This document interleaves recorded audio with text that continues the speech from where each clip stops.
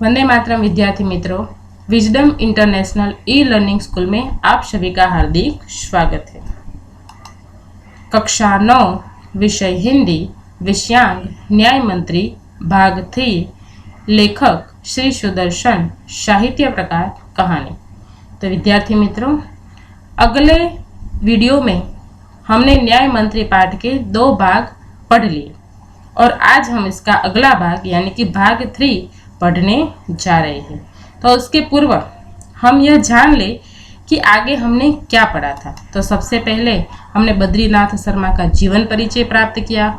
उसके बाद हमने न्याय की देवी, न्याय की परिभाषा, न्याय की अवधारणा, न्याय मंत्री कैसा होता है, उसकी विशेषता क्या होती, इसकी विस्तृत चर्चा की थी। फिर हमने देखा कि एक ब्राह्मण शिशुपाल है, उसके घर एक परदेसी नवयुवक का आना और फिर उस परदेसी नवयुवक का एक रात्रि के लिए उसके घर आश्रय मांगना, ब्राह्मण शिशुपाल का बड़े ही मान और सम्मान से उसका आदर सत्कार करना। आदर सत्कार के बाद ब्राह्मण शिशुपाल और उस परदेसी नवयुवक के बीच तत्कालीन राज्य की अवस्था के बारे में बातचीत करना, चर्चा होना। और चर्चा का जो विषय था वो न्याय और अन्याय पर था कि न्याय किसे कहते। और उसी समय शिशुपाल का कहना कि अगर मुझे अवसर मिले तो मैं न्याय का डंका बजा दूं। दोनों के बीच आपस में लंबी चर्चा होती है और फिर चर्चा के बाद वो जो परदेसी नवयुवक आया था वो सो जाता है और दूसरे दिन शिशुपाल को धन्यवाद देकर वहां से उनसे विदाई ले लेता है। फिर इसके कुछ दिन बीत जाने के बाद शिशुपाल के घर कुछ सिपाही आते हैं और उसे दरबार में ले जाते हैं और दरबार में जाकर शिशुपाल को पता चल जाता है कि उसके घर जो परदेशी आया था वो और कोई नहीं बल्कि स्वयं सम्राट अशोक थे। वहां जाकर सम्राट अशोक शिशुपाल को न्याय का अवसर देते हैं, न्याय मंत्री बनने का अवसर देते हैं और शिशुपाल उस अवसर को सहर्ष स्वीकार करते हैं।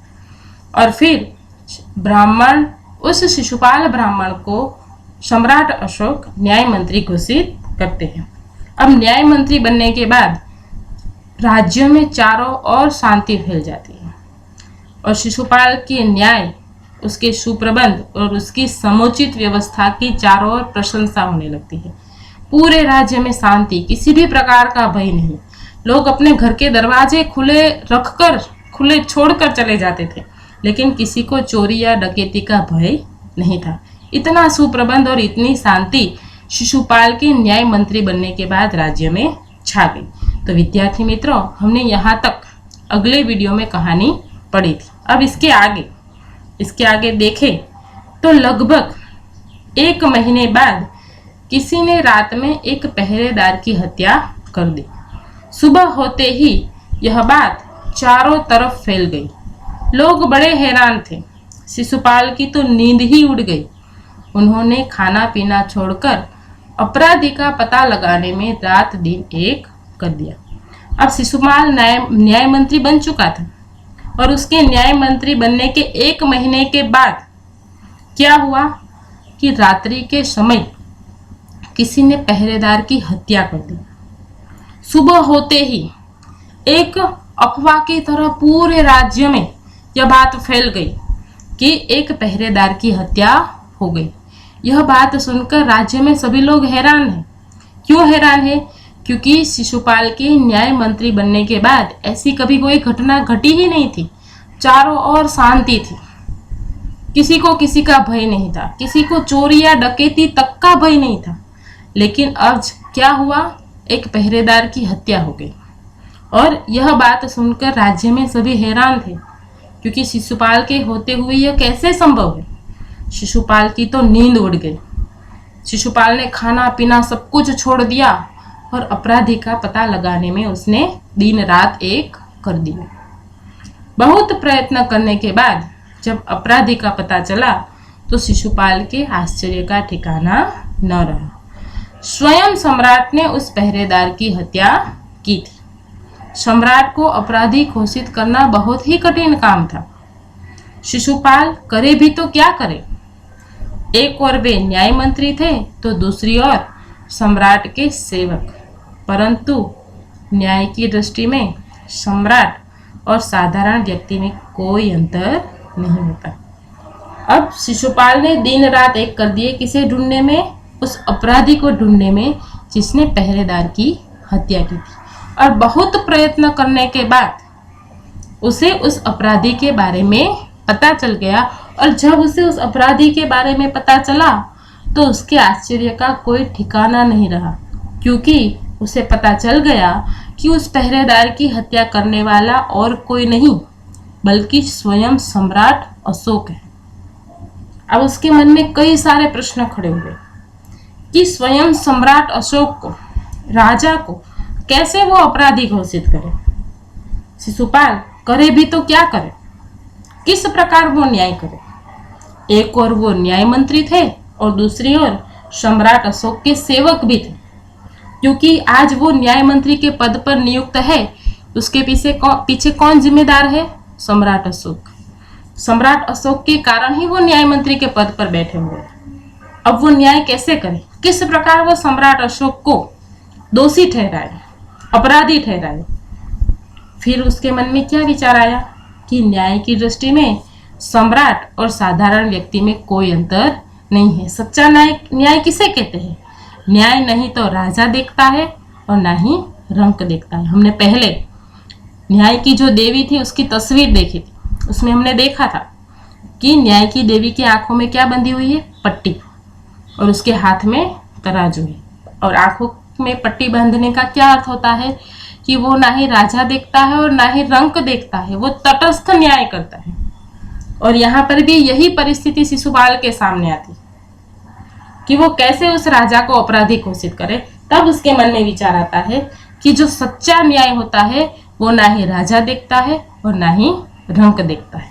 अब हम देखते हैं कि शिशुपाल कैसे न्याय करता है। देखो, अगले दिन शिशुपाल दरबार में पहुंचे। सम्राट अशोक सिंहासन पर बैठे हुए थे। आते ही उन्होंने शिशुपाल से पूछा कि अपराधी का पता चला। अगले दिन दरबार में सभा भरी गई और वहां पर सम्राट अशोक सिंहासन पर विराजमान थे। और शिशुपाल को देखते ही उन्होंने शिशुपाल से पूछा कि क्या तुम्हें अपराधी का पता चला, किसने उस पहरेदार की हत्या की थी? तो न्याय मंत्री ने साहसपूर्वक कहा कि जी हाँ, पता चल गया। तो फिर उसे उपस्थित करो। सम्राट अशोक ने क्या कहा कि अगर तुम्हें पता चल गया है कि उस पहरेदार की हत्या किसने की है तो तुम उस हत्यारे को, उस अपराधी को यहाँ पर हाजिर करो। न्याय मंत्री कुछ रुके, फिर अपने उच्च अधिकारी को संकेत करते हुए बोले, धनवीर, इन्हें गिरफ्तार कर लो, मैं आज्ञा देता हूँ। न्याय मंत्री पहले तो रुक गया, फिर उसने अपने उच्च अधिकारी को क्या आदेश दिया कि धनवीर, इन्हें गिरफ्तार कर लो, मैं तुम्हें आदेश देता हूँ। और वो जो संकेत था वो किसकी ओर था? संकेत सम्राट अशोक की ओर था, क्योंकि शिशुपाल ने किसे गिरफ्तार करने के लिए कहा? स्वयं सम्राट अशोक। दरबार में निस्तब्धता छा गई। सम्राट का चेहरा क्रोध से लाल हो गया। वे सिंहासन से खड़े हो गए और बोले, इतना साहस! बराबर, क्योंकि शिशुपाल ने क्या कहा था उस उच्च अधिकारी को कि सम्राट अशोक को गिरफ्तार कर लो। चारों ओर शांति छा गई, सब डर गए कि ये शिशुपाल क्या कर रहा है, वो तो सम्राट अशोक को गिरफ्तार कर रहा है। और सम्राट अशोक सुनकर उसका तो चेहरा क्रोध से लाल हो गया। वो सिंहासन से खड़े हो गए और उसने कहा कि तुम्हारे अंदर इतनी हिम्मत आ गई कि तुम मुझे गिरफ्तार करोगे। तो न्याय मंत्री ने ऐसा भाव प्रकट किया जैसे कुछ सुना ही न, मतलब कि न्याय मंत्री ने सम्राट अशोक की बात को अनसुनी कर दी। उन्होंने अपने शब्दों को फिर से दोहराया, धनवीर, देखते क्या हो, अपराधी को गिरफ्तार करो। बराबर, उसने सम्राट अशोक की बातों पर ध्यान ही नहीं दिया। वापस उसने अपने उच्च अधिकारी को कहा कि क्या देख रहे हो, इसे गिरफ्तार कर लो, ये अपराधी है। दूसरे ही क्षण सम्राट के हाथों में हथकड़ी पड़ गई, मतलब कि सम्राट अशोक को गिरफ्तार कर लिया गया। न्याय मंत्री ने कहा कि अशोक, तुम पर पहरेदार की हत्या का आरोप लगाया जाता है। तुम इसका क्या उत्तर देते हो? सम्राट होठ काट कर रह गए। मतलब कि सम्राट देखते रह गए। उसे आश्चर्य हो रहा था, उसे विश्वास नहीं हो रहा था कि मैंने जिसे न्याय मंत्री बनाया है उसने ही आज मुझे कटघरे में खड़ा कर दिया। न्याय मंत्री मतलब कि शिशुपाल ने सम्राट अशोक से क्या कहा कि तुम्हारे ऊपर पहरेदार की हत्या का आरोप लगाया जाता है, तो तुम बताओ कि तुमने उस पहरेदार की हत्या क्यों की। न्याय मंत्री ने फिर से पूछा, तो तुम अपराध स्वीकार करते हो? न्याय मंत्री ने किसे यह प्रश्न पूछा? सम्राट अशोक को, कि क्या तुम अपना गुनाह, अपना अपराध स्वीकार करते हो? तो सम्राट अशोक ने क्या कहा कि हाँ, मैंने उसे मारा अवश्य है, पर वह उद्दंड था। सम्राट का उत्तर था, मतलब कि सम्राट ने कहा कि हाँ, मैंने उस पहरेदार की हत्या की, लेकिन उसका कारण क्या था कि वह उद्दंड था, अविवेकी था। किसके सामने कैसे बात की जाए उसका उसे ज्ञान नहीं था, इसीलिए मैंने उसे मारा। वह उद्दंड था या नहीं, तुमने एक राज कर्मचारी की हत्या की है, तुम अपराधी हो, तुम्हें मृत्यु दंड दिया जाता है। न्याय मंत्री ने निर्णय लिया। मतलब कि देखो शिशुपाल की निर्णय शक्ति कितनी सतेज है। जब सम्राट अशोक ने कहा कि वो जो पहरेदार था वो उद्दंड था, अविवेकी था, लोगों के सामने कैसे बातचीत करनी वो उसे पता नहीं था, इसीलिए उसकी गलती के कारण मैंने उसे मारा है। लेकिन फिर भी शिशुपाल कहता है कि वो उद्दंड था या नहीं, लेकिन तुमने एक राज कर्मचारी की हत्या की है और इसके कारण, एक हत्या करने के कारण तुम अपराधी हो, गुनहगार हो, और तुम्हारे गुनाह की सजा यह है कि तुम्हें मृत्यु दंड दिया जाता है। यह न्याय मंत्री ने निर्णय लिया। तो विद्यार्थी मित्रों, आज हम यहाँ तक ही कहानी पढ़ेंगे और फिर आगे हम देखेंगे कि क्या शिशुपाल सम्राट अशोक को मृत्यु दंड दे सकेगा, क्या उसे फांसी पर चढ़ा पाएगा। ये आगे के तास में हम पढ़ेंगे। आज हम यहाँ तक ही कहानी पढ़ेंगे। धन्यवाद।